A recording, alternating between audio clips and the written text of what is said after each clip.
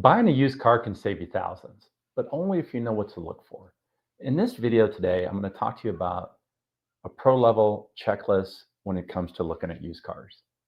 Stick with me. We're going to get started right now.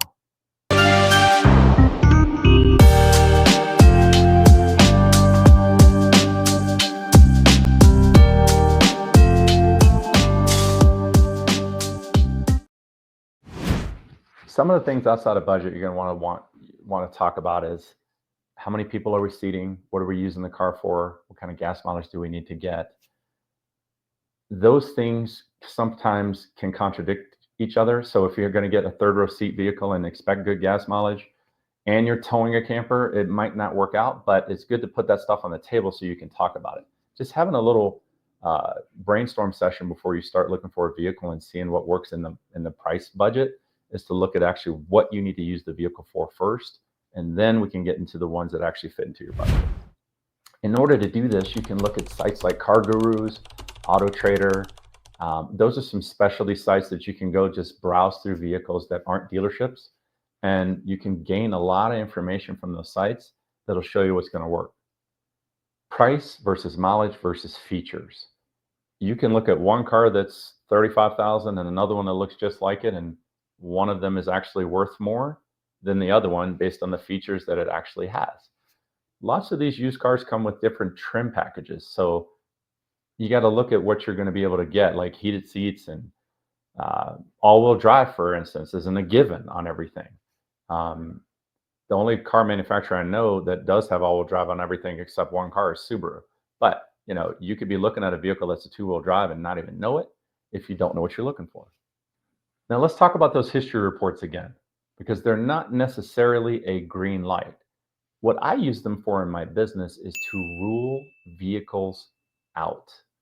If a vehicle that I'm looking for a client, and let's say I've got 20 cars to look through, the ones that have a bad Carfax report are ruled out. It's the first thing. It's like, I don't want to buy my client a vehicle that's been in an accident. So I rule it out. Now, we find the vehicle that has, what you can do is you can find a vehicle that has a good Carfax report, and that would rule it in and keep it in the running. Now we need to trust but verify. So you want to get that car still inspected by a licensed mechanic to let you know that everything on that Carfax report lines up. What we have found in the past is that I have found vehicles that have been in accidents that do not have that listed on a Carfax report. So keep that in mind. You also want to watch out for vehicles on that history report where it says it's had multiple owners. Like if you've got a car that's a 23 and it's had 5 owners, it could be a red flag. I'm not saying don't buy the car, but it's probably a car I wouldn't be looking at. Next thing you want to do is inspect it like a pro.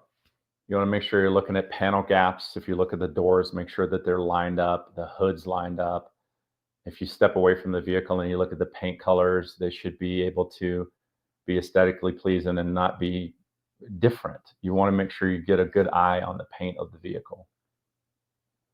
Then you want to go ahead and pop the hood and check the fluids. If you pull the oil dipstick out and there's no oil on it, it's a red flag. So make sure you're looking at that, and do what you can. I would definitely still hire a mechanic, but I would check those fluids myself as well. If you really want to get deep into this, you can crawl underneath the car and look for leaks. If anything's dripping on the ground, or if you're touching the oil pan and you can see oil coming down the motor, that could be potentially a problem as well.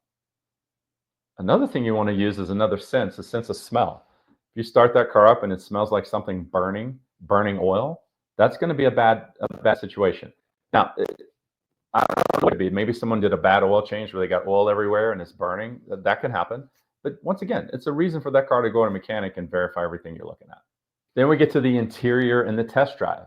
Check the interior out for tears and rips. Make sure the power seats are working. Don't take anything for granted. Start that radio. Make sure it's all working properly. Each windows are going up and down. Make sure that there's no check engine lights on in the vehicle. Just give it a good once over and look it over before you even start the test drive. And then when you're test driving the vehicle, you want to make sure you turn the radio off and roll the windows up so that you can listen to the vehicle and the sounds that it makes. When you're revving it, make sure you get it over 2,500 RPM. Then you can hear what this vehicle is actually doing.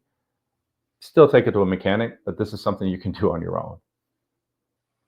Some red flags to run for. Title issues. So title issues is something that we just don't play. But like, if it's an as-is sale, you want to make sure that it's not a branded title, meaning salvage, or it was rebuilt from salvage, or floods or stuff like that. Those things, you could be buying a car and spending 10 grand or 20 grand, and it's only worth like $5,000 because it's a salvage title. So make sure you dig into the title work of the vehicle and make sure that's properly done. If you're feeling a lot of pressure to get the deal done right away, and you can feel it in your gut that it's not real, take a step back and think about it. One of the simplest things to remember in used cars, if it looks too good to be true, it probably is 90 something percent.